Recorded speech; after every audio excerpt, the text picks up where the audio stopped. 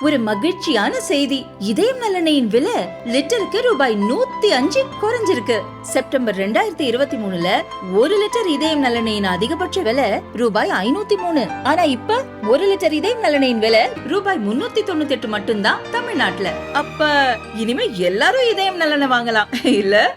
Operation Sindoor தொடர்பாக பிரதமர் மோடி நாட்டு மக்களுக்கு உரையாற்றினார். ஆபரேஷன் சிந்தூர் வெற்றிக்காக பாடுபட்ட நம் வீரர்களுக்கு பாராட்டுக்கள். நம் முப்படைகளின் இந்த தியாகம், வீரம், பராக்கிரமத்தை ஒவ்வொரு தாய்மார்கள், சகோதரிகள், மகள்களுக்கு சமர்ப்பிக்கிறேன். ஜம்மு காஷ்மீரின் பகல்காமில் விடுமுறை நாட்களை அனுபவித்துக் கொண்டிருந்த அப்பாவி சுற்றுலா பயணிகள் மீது கடந்த மாதம் 22ஆம் தேதி பயங்கரவாதிகள் தாக்குதல் நடத்தினர். அவர்களின் மதத்தை கேட்டு அவர்களின் குடும்பத்தார் முன்னிலையில் கொன்று குவித்தனர். இது பயங்கரவாதத்தின் மிக கோர முகம். தனிப்பட்ட முறையில் எனக்கு இது மிகப்பெரிய தாக்கத்தை ஏற்படுத்தியது. பயங்கரவாதத்திற்கு எதிராக நாடு ஒன்று திரண்டது. பயங்கரவாதத்தை வேரறுக்க நம் படைகளுக்கு முழு அதிகாரம் கொடுத்தோம்.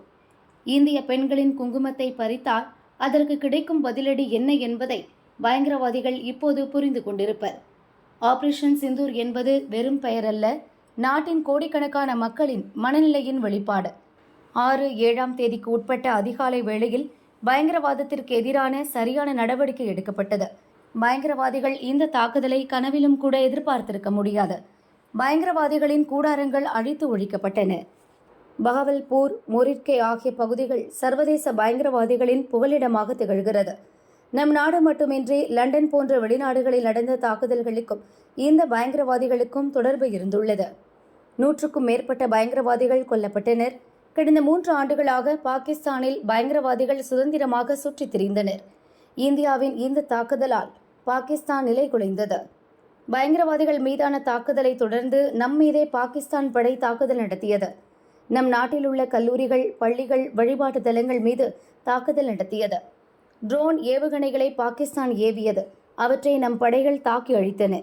பாகிஸ்தான் நம் எல்லையில் தாக்குதல் நடத்தியது. நாம் அதன் இதயத்தை பிளந்தோம். முதல் 3 நாட்களிலேயே பாகிஸ்தானை நம் படையினர் நிலைகுலைய வைத்தனர். நடுநடுங்கிய பாகிஸ்தான் நம்மிடமிருந்து தப்பிக்கும் வழியை தேடியது. நம் இராணுவ அதிகாரியை தொடர்பு கொண்டது. எதிர்காலத்தில் நாங்கள் எவ்வகை தாக்குதலையும் தொடரமாட்டோம் என பாகிஸ்தான் கூறியது. அதை நாமும் ஏற்றோம். நமது முப்படை, எல்லை பாதுகாப்பு படை ஆகியவை எல்லையில் தொடர்ந்து கண்காணிப்பில் உள்ளனர். ஆபரேஷன் சிந்தூர் பயங்கரவாதத்திற்கு எதிரான புதிய வரலாறு படைத்துள்ளது. பயங்கரவாதிகளுக்கு நாம் நம் ஸ்டைலில் பதிலடி கொடுப்போம். பயங்கரவாதத்தை வேறறுக்கும் வகையில் பதிலடி தருவோம். அணு ஆயுதத்தை காட்டி இனி யாரும் மிரட்ட முடியாது. பயங்கரவாதத்தை ஆதரிப்போரையும் பயங்கரவாதிகளையும் தனித்தனியாக பார்க்க மாட்டோம். அரசு ஆதரிக்கும் பயங்கரவாதத்திற்கு பாகிஸ்தான் சிறந்த உதாரணம். புதிய போர் முறையில் மேட் இன் இந்தியா ஆயுதங்கள் அதன் திறமையை வெளிக்காட்டியுள்ளன. நம் உள்நாட்டு தயாரிப்புகள் மிகச் சிறப்பாக செயல்பட்டுள்ளன. பயங்கரவாதிகளை பாகிஸ்தான் இராணுவமும் அரசும் தொடர்ந்து ஆதரிக்கிறது. அதே பயங்கரவாதத்தால் அந்த நாடு மிகப்பெரிய பேரழிவை சந்திக்கும். பயங்கரவாதமும் பேச்சுவார்த்தையும் ஒன்றாக நடக்காது. பயங்கரவாதமும் வர்த்தகமும் ஒன்றாக நடக்காது. அதேபோல் தண்ணீரும் இரத்தமும் ஒரு சேர பாயாது என்பதில் இந்தியா உறுதியாக உள்ளது. நான் இன்று உலக நாடுகளுக்கும் ஒன்று சொல்லிக்கொள்ள விரும்புகிறேன். ஒருவேளை பாகிஸ்தானுடன் இனி இந்தியா பேச்சு நடத்தினால் அது பயங்கரவாதம் பற்றியதாகவும் பாகிஸ்தான் ஆக்கிரமிப்பு காஷ்மீர் பற்றியதாகவும் மட்டுமே இருக்கும் என பிரதமர் மோடி கூறினார். टेरर और टॉक एक साथ नहीं हो सकते. टेरर और ट्रेड एक साथ नहीं चल सकते.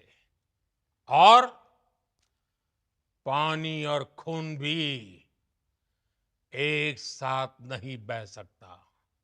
मैं आज विश्व समुदाय को भी कहूंगा,